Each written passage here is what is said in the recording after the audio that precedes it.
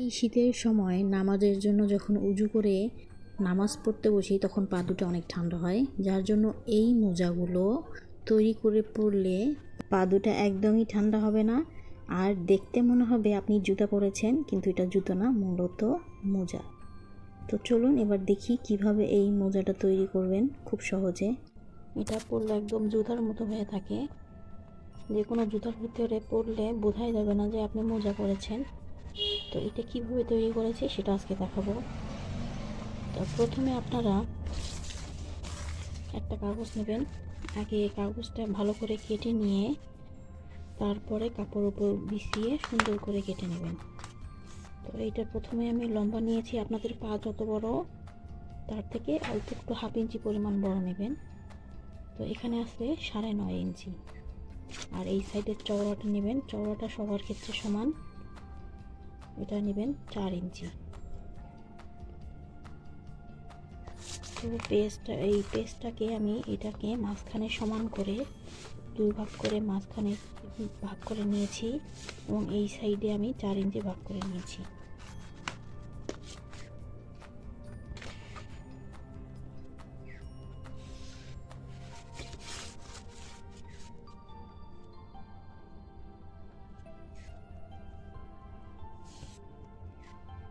এবার এই বরাবর সুন্দর করে একটা দাগ দিয়ে নিলাম। এইটা লাগবে না, এটা কেটে ফেলে দেব।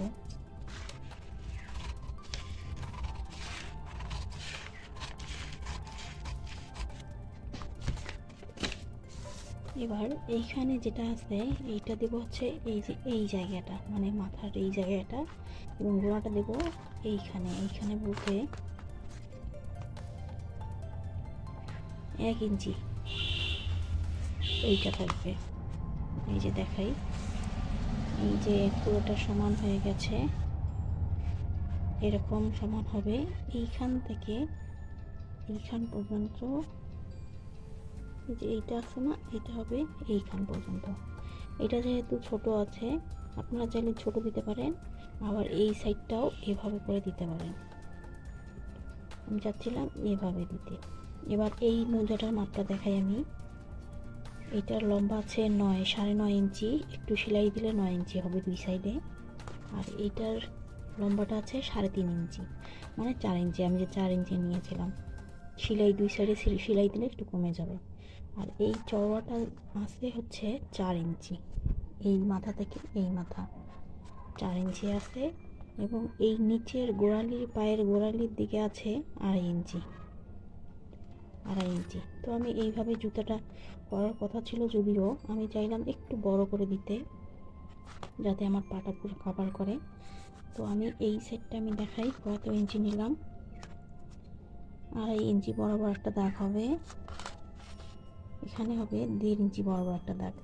তো এই 2.5 ইঞ্চি আর 1.5 ইঞ্চিকে আমরা এইভাবে একসাথে করে নেব, এবং এইখানে 1.5 ইঞ্চি বরাবর এই সোজায় ঠিক এইখানে 1/2 ইঞ্চি, 1 ইঞ্চি দিলেও হবে। এইটাকে এইভাবে করলাম। এভাবে করার পর এইটাকে আমি নিয়েছি, এখানে এটার দূরত্ব ছিল 5 ইঞ্চি, তখন এইটা আমি এখানে লাগাই দেব।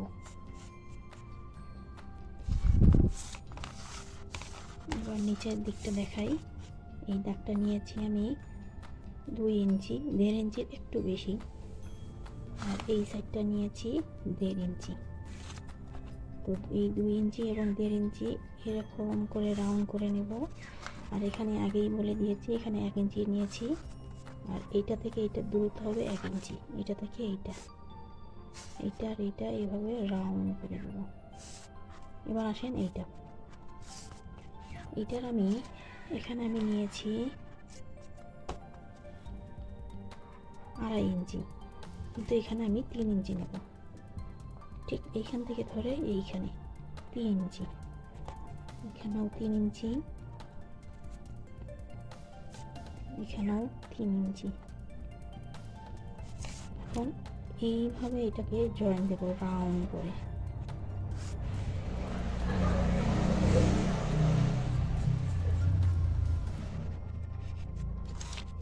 এটাকে সুন্দর করে কেটে ফেলে দেব।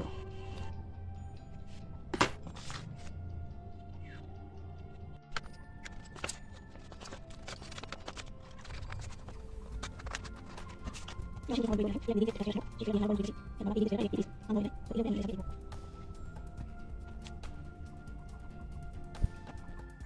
যে এটাকে সুন্দর করে বিছিয়ে নিয়েছি। এখানে কিন্তু 4 পাট আছে, 4 পাট। তো এই কাগজটা এবার এখানে বিছিয়ে দিলাম।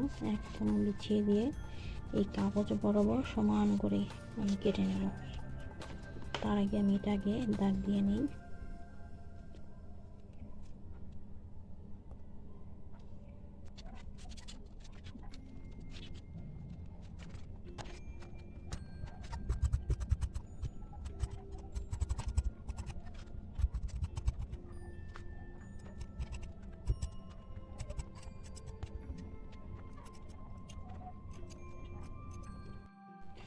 এই যে কেটে নিয়েছি। এবার এইটাকে উল্টা পাশে সেলাই দিতে হবে। এই যে 2 পাট, এই কালোটা হচ্ছে ভালো পাশ, আর এটা হচ্ছে উল্টা পাশ।